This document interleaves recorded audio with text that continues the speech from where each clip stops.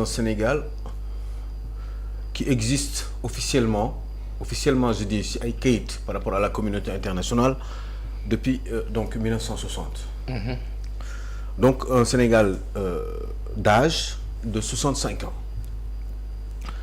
mais réew bu fekkee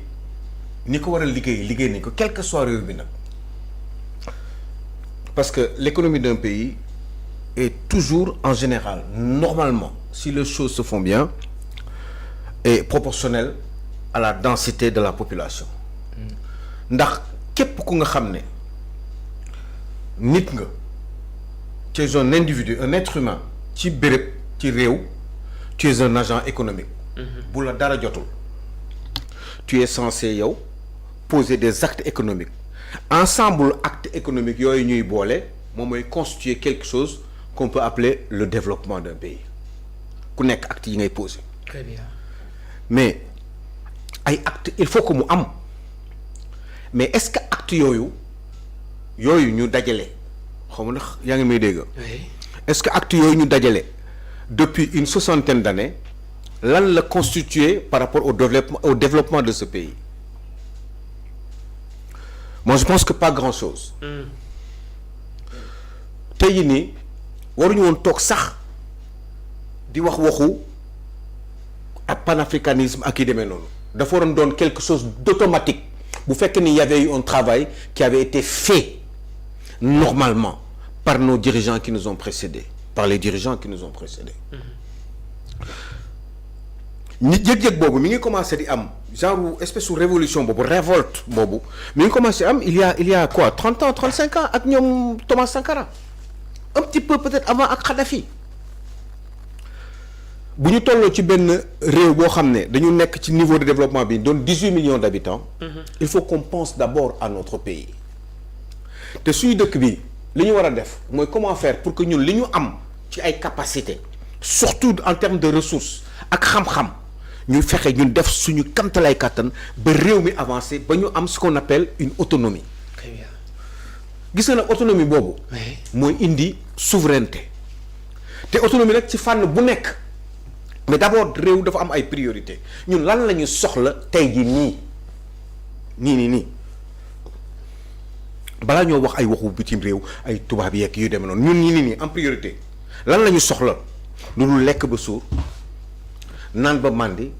bu ñu bëggee solu ñu solu bu ñu feebaree waxuñu de manière excentrique parce que yàlla yamalewul bu ñu feebaree mën a faju bu ñu bëggee doxi suñuy soxla ñu doxi ko bu ñu amee soxla yoo xam ne yu farata la ñu mën ko lijjanti ñun loolu la ñu soxla te pour loolu il faut qu'on ait une bonne partie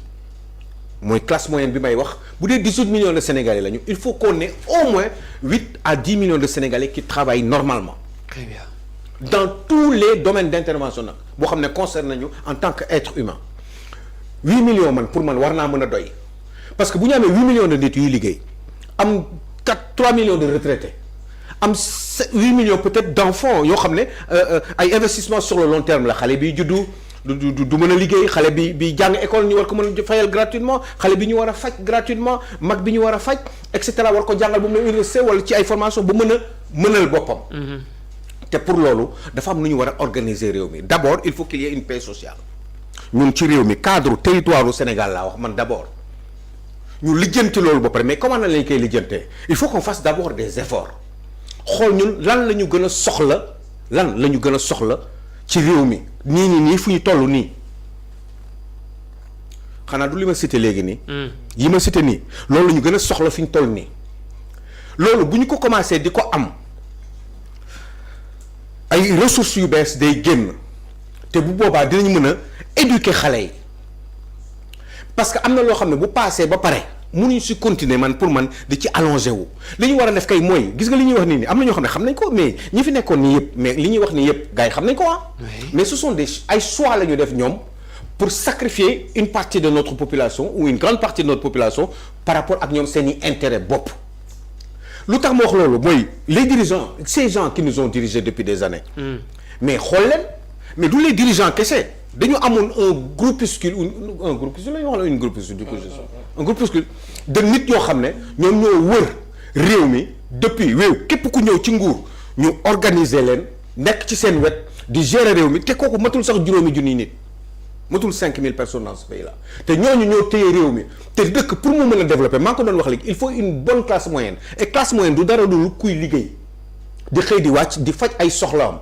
mooy ce minimum incompressible boo xam ne nit ki war na ko mën a lijjanti moom ak njabootam. très bien te loolu pour mu mën a am il faut que ñu seet lan mooy solution bi solution mooy il faut gars yi liggéey lan la ñu soxla li ñuy soxla buñ ko naree jéggaani bi ci réew ñun en réalité emploi fi ñu koy jëlee ñooy seen emploi la ñuy lijjanti. produit chinois yi dañ ci am ba doyal xam nga tax produit turquie dañ ci am ba doyal moom moo tax loolu ñu am en surplus moom la ñuy ñëw jël jaay ñu ko ñun donc forcément ñun ñi ngi liggéeyal industrie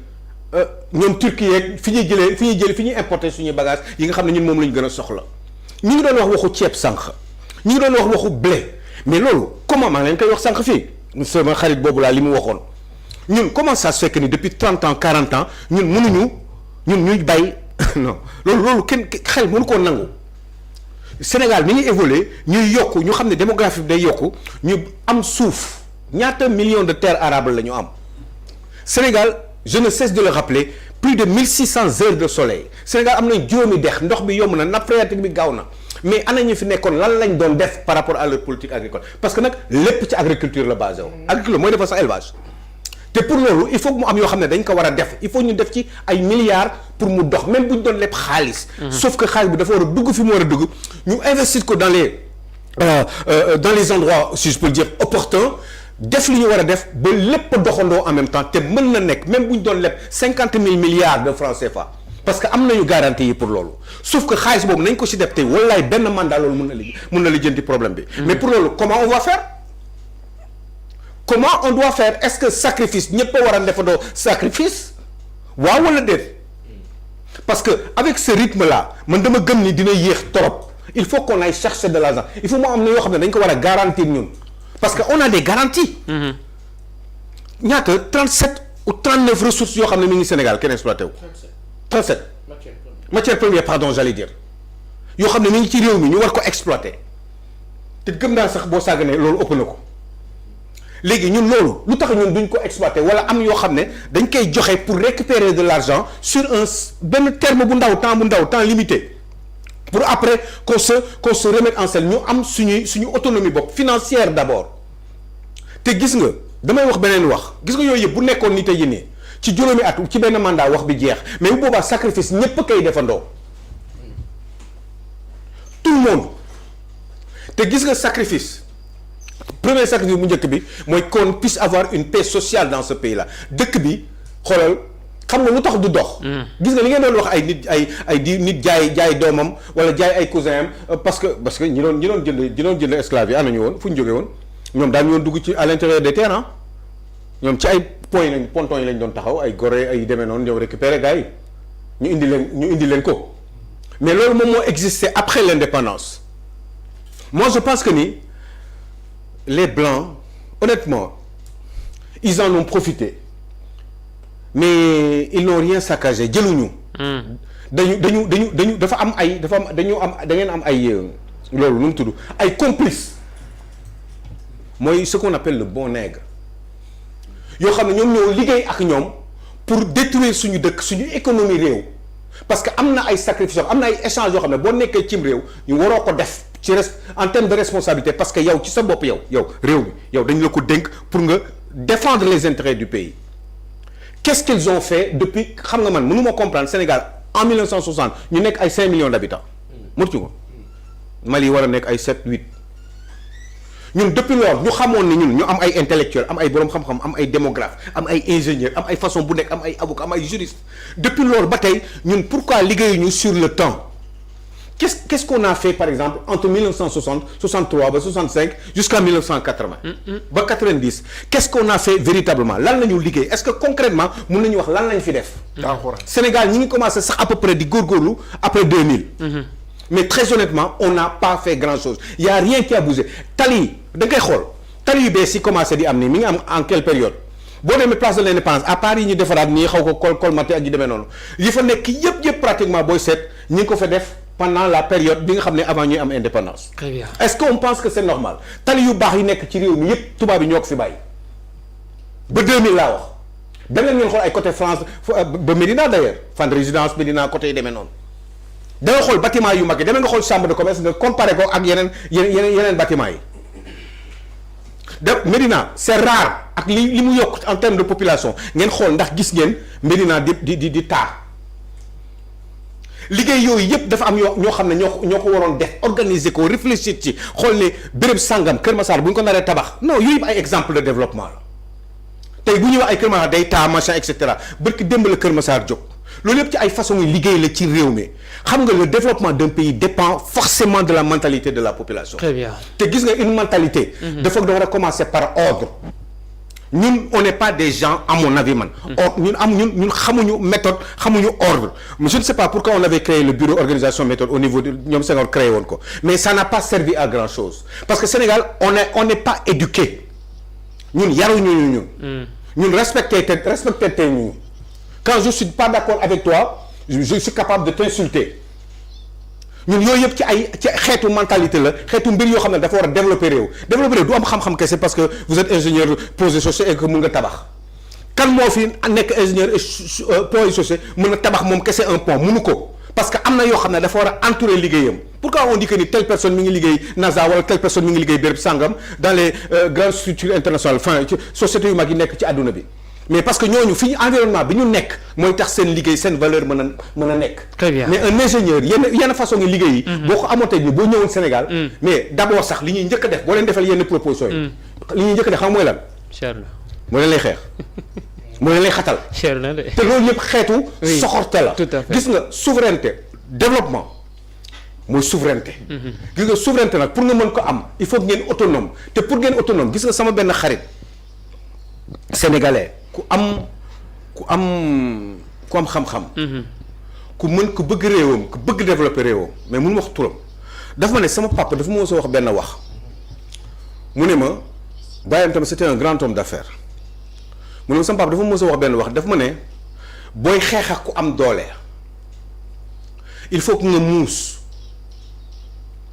dafa ma wax loolu ma dugg sama oto di ñibbi affaire bi di ma dellu soit te moo boobu ba tey maa ngi ko jàpp. ñun on veut que ce pays se développe il faut que ñu muus te pour ñu muus jarul ñuy xuloo jarul ñuy xeex jarul ñuy waxante wala ñuy xiiroo di ngaayoo ñun dañu war a fexe ba am yoo xam ne dañ ko téye ba pare gis nga boo doon jënd 1,5 million tonnes de riz par an xam nga joxe exemple riz sànq 1,5 million tonnes par an fexeel ba déwén laa wax nga jënd 1,3 million.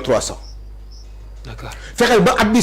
si toppaat ngay wàcc di wàcc boo demee à un moment donné di nga dem ba yow dootoo soxlati ñeneen ñi et dans tous les domaines d'intervention c'est exactement la même chose il faut que ñu muus jarul coow te il faut qu'on sache aussi. Merci beaucoup. Faire des sacrifices juste me terminer benn affaire. Oui.